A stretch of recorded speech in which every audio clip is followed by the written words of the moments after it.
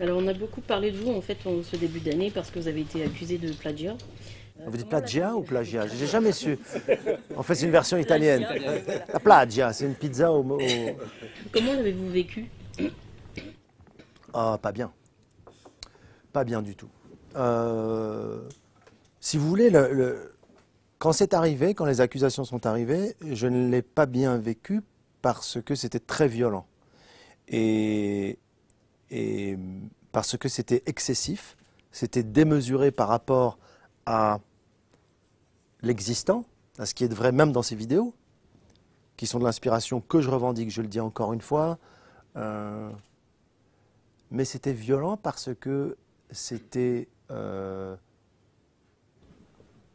il y avait quand même un fond de hargne, il y avait une volonté quand même de nuire, et il n'y avait pas juste on veut vous dire que cette personne a plagié ou aurait plagié, et voilà.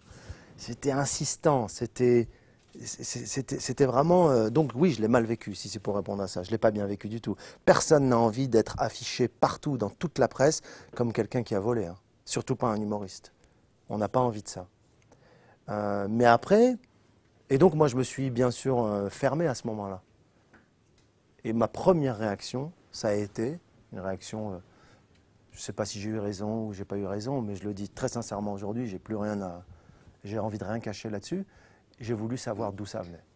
Et si tu es dans la foule et tu prends une gifle dans la rue, si tu es en train de regarder les vitrines de Noël par exemple, et dans la foule tu prends une gifle, paf, personne dira c'est la vie, continue ton chemin, peut-être que cette gifle veut dire quelque chose. Non, non, non.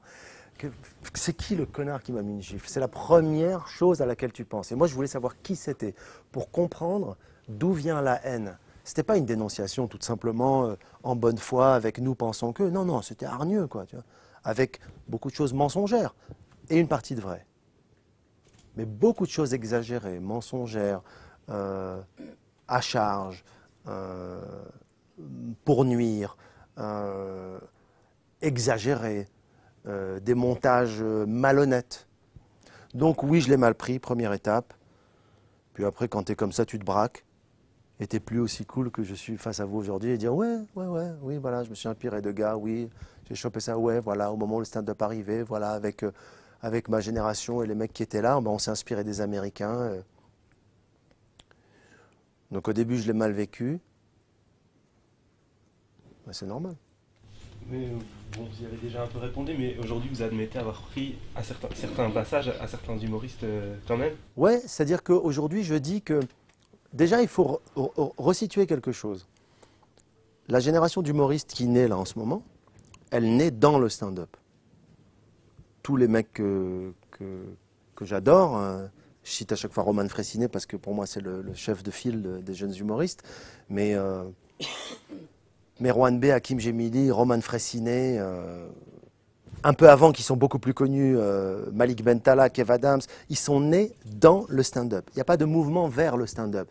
Personne n'a dit, comme moi à l'époque avec Jamel, Franck Dubosc, Foresti, tout ça, les gars, il y a un truc, ça s'appelle le stand-up. Les mecs vont devant le public, ils s'adressent directement au public et ils disent ça, ça, ça, ça. Nous, on était complètement ébahis, complètement fascinés par ça. On a bouffé du stand-up. Eux, ils sont nés dedans. Et à ce moment-là, qu'est-ce qu'on fait? On s'en inspire. Quand je dis on s'en inspire, alors oui, on s'inspire, on prend des choses et on les met à notre sauce. Mais on parle d'une minute 30, 2 minutes. Il y a une chose que je regrette, c'est que quand on dit ça, on me met dans une catégorie d'humoriste que je n'ai pas envie d'être, de 10 heures de vannes. Moi, je ne suis pas un vanneur. D'ailleurs, dans tous mes spectacles, tu ne peux pas me sortir une seule vanne. Moi, je ne fais pas des vannes. Alors peut-être que ce qu'on a été chercher, c'est un truc de facilité. On s'est inspiré d'une technique de vanne, tu vois. Les Américains disent ça, ils ont une fin un peu comme ça, ils ont des callbacks, ils ont des chutes comme ça, ils ont des punchlines. Ah, ok, on a été à la facilité. Ok, on s'est inspiré de ça. Moi, je me suis inspiré de quelqu'un ensuite qui est devenu un ami, quelqu'un vraiment avec qui j'ai passé du temps, qui est Jerry Seinfeld. Je le dis sans cesse. Je lui ai pris beaucoup plus dans la vie tous les jours que dans son show. Mais moi, mon inspiration, ce qui me caractérise et caractérise mon humour, c'est un langage. Pardon, je vais parler de moi, mais c'est que j'ai inventé. Donc moi, je suis amoureux de la langue française, je la tords, je la réinvente. Ça me définit. Les personnages, la gestuelle, l'histoire, mon regard sur la vie, mon histoire personnelle, mes voyages, l'immigration, la paternité. C'est ces thèmes-là que je traite, moi. Je ne traite pas ah oui, la vanne du porte-clés. T'as vu, il a refait la vanne de la moto. Ah ouais, il fait comme le... Et ensuite, pardon, mais moi, quand je descends dans les... Je dis je descends parce que c'est souvent dans des caves, dans des comédie clubs. Si tu savais le nombre de fois où je vois des jeunes humoristes et que je reconnais des trucs de moi, mais même si c'est pas du mot à mot, je sens une filiation et je dis ok, c'est cool. Moi, je comprends ça. Je comprends. Ah, d'accord. Ah, ok. Alors ça te fait... Ouais, mais moi, je suis fier. Je m'en fous.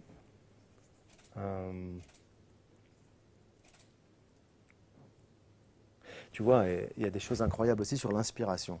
Mais c'est trop abstrait et c'est pas assez vendeur. Moi, je me suis inspiré de gens, tu vas halluciner si je te dis. Moi, je me suis inspiré de chorégraphes, je me suis inspiré de Claude Nougaro, je me suis inspiré de Pierre Soulages, je me suis inspiré de tous ces gens-là. Mais on ne peut pas en parler, parce que fou, on va dire, il est fou celui-là, il s'est inspiré d'un peintre. Mais je me suis beaucoup plus inspiré de chorégraphes pour mes spectacles, de danse. Je me suis beaucoup plus inspiré de Michel Boujna pour parler de l'identité décomplexée. Je suis du Maroc, putain, il est de Tunisie, lui, il l'a fait avant, je peux le faire. Je me suis beaucoup plus inspiré de Philippe Cobert, putain, il joue 8 personnages, je peux le faire moi aussi. Je me suis beaucoup plus inspiré de Fernand Reynaud, de De Vos pour les mots, que des gens dont on me parle aujourd'hui. Quand des gens, quand ces gens-là disent oui, mais il a volé telle vanne, alors je me suis inspiré de ok, d'accord. Alors qu'est-ce qu'il faut faire maintenant?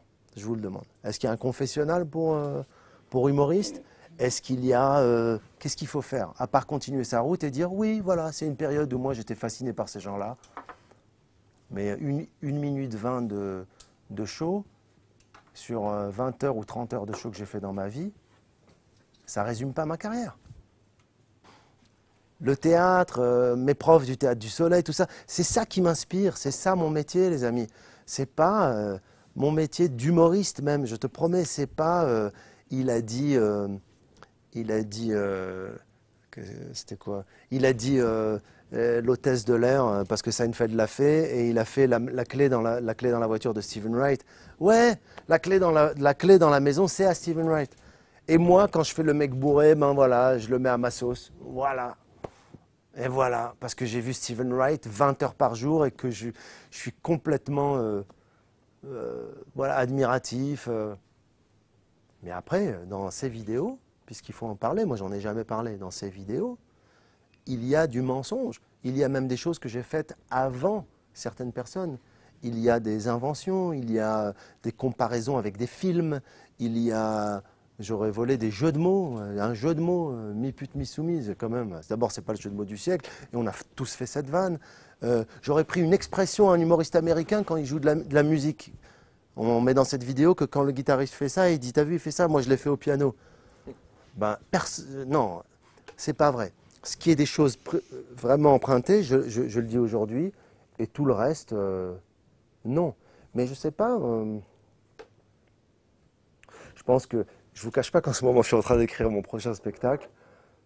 Alors j'en parle de tout ça. Et d'ailleurs j'ai une partie de mon spectacle où je m'autoplagie. Je me pique une vanne d'un des spectacles d'avant parce que il m'en faut une. Mais je te cache pas qu'en ce moment j'écris et je me dis mais putain mais peut-être que ça a été fait ça, va savoir, j'en sais rien. Et aujourd'hui, dans les spectacles d'humoristes qui se jouent en France, il y a plein de choses. Et je peux vous dire, moi je l'ai fait ça avant. Je l'ai fait. Mais ça ne veut pas dire qu'ils... Je ne sais pas s'ils me l'ont pris ou s'ils ont été inspirés ou si... Et après, dans ce qu'on dit être du plagiat, il y a 3 types de choses, je crois. Il y a ce qui se fait qui est dans l'air du temps, qui sont des observations. Il y a ce que vraiment on prend. On le revendique, comme je vous l'ai dit. Ouais, voilà, tu t'es inspiré. Est-ce que vous regrettez d'avoir copié ces petites minutes? Non, je ne le regrette pas vraiment. Je ne le referai pas. Mais je ne le regrette pas. Quand je dis je ne le regrette pas, c'est parce que jamais j'étais dans une démarche malicieuse d'aller... Je pense qu'il y a un truc d'induction. Voilà. Un truc d'induction, d'infusion. Tu prends le truc. Je suis trop soucieux. même de mon image. Aucun humoriste n'a envie de se faire traiter de voleur, ça n'existe pas. Mais voilà, ça se fait parce que c'est à ce moment-là, tu les regardes, c'est aussi de la facilité. C'est de la facilité. Tu dis, putain, cette vanne, elle est bien. Et tu te rends pas vraiment compte que tu fais ça comme ça. Après, si on me sort 10 minutes de spectacle mot pour mot, bah là je dis non. Là, non, c'est pas possible, quoi. Mais encore une fois, ce que je regrette, c'est que on se sert d'un petit truc vrai pour te faire pour dérouler un tas de choses qui sont pas vraies. Et ça, je m'y oppose. Et ça, aujourd'hui, je dis non, c'est pas vrai. Et il y a quelques mois, j'aurais été incapable de te le dire parce que j'étais trop fâché, en fait. Il y a de l'ego aussi. Et, parce que personne n'a envie. Très franchement, non, il ne faut pas prendre des vannes à personne. Mais tu as ton ego, tu as tout ce truc au départ. Là, aujourd'hui, voilà, tu te dis, non, ok, je comprends ce que vous voulez dire. Mais ne m'inventez pas d'autre chose, quoi. C'est un peu le gamin qui a fait une bêtise et du coup, les parents qui trouvent que tout est naze, quoi. C'est terrible, quoi. Tu vois, c'est comme ça, et non, mais non, mais non. Ensuite, il y a une dernière chose que j'aimerais dire là-dessus. C'est que moi, je n'ai jamais, comment dire, reçu de... C'est-à-dire que le plagiat, comment on appelle ça, le préjudice, il est à l'auteur, hein. Moi, j'ai jamais eu aucun auteur, même les auteurs avec qui j'ai eu des rapports ou de qui je me suis inspiré, c'est des gens avec qui je suis connecté. Moi, j'ai jamais eu de problème avec des auteurs, quoi. Jamais aucun auteur ne s'est plaint. Et puis, on n'est pas dans une jungle, hein. Il y a des droits d'auteur, il y a la SACEM, il y a la SACD, il y a des dépôts. Tu vois, c'est pas... Mais alors, puisque tu es prof, je vais te dire un truc. Moi, je me rappelle quand j'étais gamin. On avait le droit de copier. Bon, quand j'étais gamin, ça m'est arrivé de copier. Mais je te cache pas que moi, quand j'étais gamin, quand quelqu'un disait « Madame, madame, il a copié », celui que j'avais envie de taper, c'est celui qui a dit « Madame, il a copié ». Et jamais celui qui avait copié. Et encore, le gamin qui disait « Madame, il a copié », il avait le courage de le dire à visage découvert.